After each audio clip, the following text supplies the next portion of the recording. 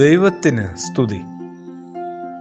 പ്രഭാതകിരണത്തിലേക്ക് എല്ലാവർക്കും ആദരവോടുകൂടി സ്നേഹവന്ദനം.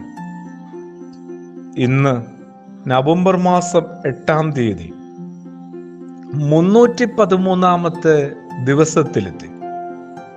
അതെ, വീണ്ടും ഒരു ഞായർ ദിനം.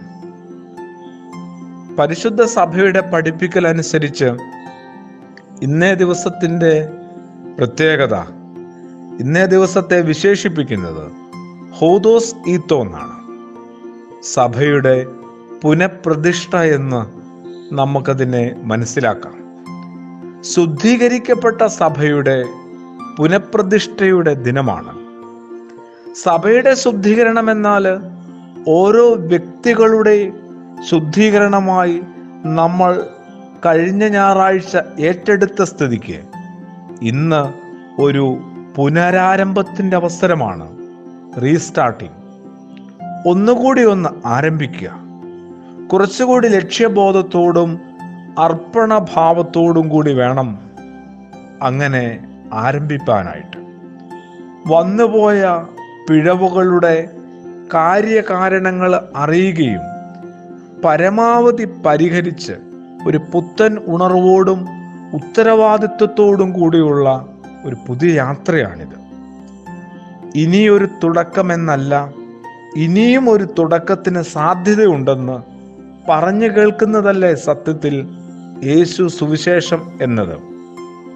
വൈകിട്ടില്ല എന്ന്. പരിശുദ്ധ സഭയുടെ ക്രമീകരണം അനുസരിച്ച് ഇന്നത്തെ സുവിശേഷ ഭാഗം വിശുദ്ധനായ ലൂക്കോസിന്റെ സുവിശേഷം 19-ാം അധ്യായം 47 മുതൽ ഉള്ള തിരുവചന ഭാഗമാണ്. ദേവാലയ ശുദ്ധീകരണ കർമ്മം യേശു സകലരെ ഞെട്ടിച്ചുകൊണ്ട് നിർവഹിച്ചതിന് ശേഷം സംഭവിച്ച കാര്യങ്ങളാണ് ഇവിടെ പ്രതിപാദിച്ച് തുടങ്ങുന്നത്. അവൻ ദിവസവും ദേവാലയത്തില് പഠിപ്പിച്ചിരുന്നു. അപ്പം ദേവാലയത്തിന്റെ ശുദ്ധീകരണ ശേഷം യേശു ദിനംപ്രതി ദേവാലയത്തില് പഠിപ്പിച്ചിരുന്നു. അത് കേൾക്കാനോ ഉൾക്കൊള്ളാനോ തയ്യാറാകാത്ത പുരോഹിത പ്രമുഖരും നിയമജ്ഞരും ജനപ്രമാണിമാരും യേശുവിനെ നശിപ്പിക്കുവാനുള്ള മാർഗം അന്വേഷിച്ചുകൊണ്ടിരുന്നു. എന്തൊരു വൈരുദ്ധ്യമാണ് നമുക്കിവിടെ കണ്ടെത്താൻ കഴിയുക. തൊട്ടടുത്തുള്ള സമൃദ്ധമായ ഉറവയിൽ നിന്ന് ആവോളം കുടിക്കാമെന്നിരിക്കെ ഒരിറ്റ് വെള്ളത്തിൻ്റെ നനവ് പോലും കിട്ടാതെ ദാഹിച്ചു പൊള്ളി മരിച്ചു വീഴേണ്ടി വരുന്ന ഒരു കൂട്ടം മനുഷ്യർ. ഇതല്ലേ ഭൂമിയിലെ ഏറ്റവും വലുതും കഠിനവുമായ ദുരിതവും ദുരന്തവും? ദേവാലയത്തെ വെറും കച്ചവട സ്ഥലമാക്കിയ കൂട്ടരിൽ നിന്ന് ഇതിലും ഭേദപ്പെട്ട ഒരു പ്രതികരണം പ്രതീക്ഷിക്കരുതല്ലോ. ദേവാലയം ദൈവാരാധനയ്ക്കും വചന പ്രബോധനത്തിനുമാണ്. നമ്മൾ ഓരോരുത്തരും ദൈവം വസിക്കുന്ന ഭവനങ്ങളാണ്, അതായത് ദേവാലയമാണെന്നുള്ള പൗലോസിന്റെ വചന പ്രബോധനവും ഈ അവസരത്തിൽ ഓർത്താൽ നല്ലതാണ്.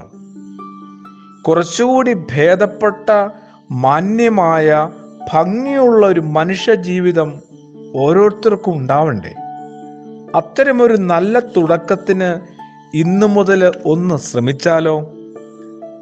തീരെ കുഞ്ഞൊരു ജീവിതമാണ് നമ്മുടേത്. ദാ വന്നു ദാ പോയി എന്ന പോലെ. അതിൻ്റെ മുഴുവൻ ഭംഗി നശിപ്പിക്കുന്ന എന്തെല്ലാമാണുള്ളത്? കൊടും സ്വാർത്ഥത, സ്വന്തം കാര്യം മാത്രമെന്ന മുദ്രാവാക്യം, 1000 ദുശാഠ്യങ്ങൾ, മത്സരമാവട്ടെ നിറയെ പ്രതികാര വിചാരത്താൽ നിറയുന്നു, നുണകളാൽ നെയ്തെടുത്ത ജീവിതം, അവിശ്വസ്തതയും ആ അശുദ്ധിയും നിറഞ്ഞ സ്വകാര്യ യാത്രകൾ. മരിക്കും മുമ്പ് ഒരു ദിവസമെങ്കിലും നല്ലൊരാളായിട്ട് ജീവിക്കണ്ടേ? അതൊരു വിളിയും വെല്ലുവിളിയുമാണ്, ഒരു ഓർമ്മയും ഓർമ്മപ്പെടുത്തലുമാണ്. നമുക്കും ശ്രദ്ധിക്കാം. പ്രാർത്ഥനയോടുകൂടി ആമേൻ.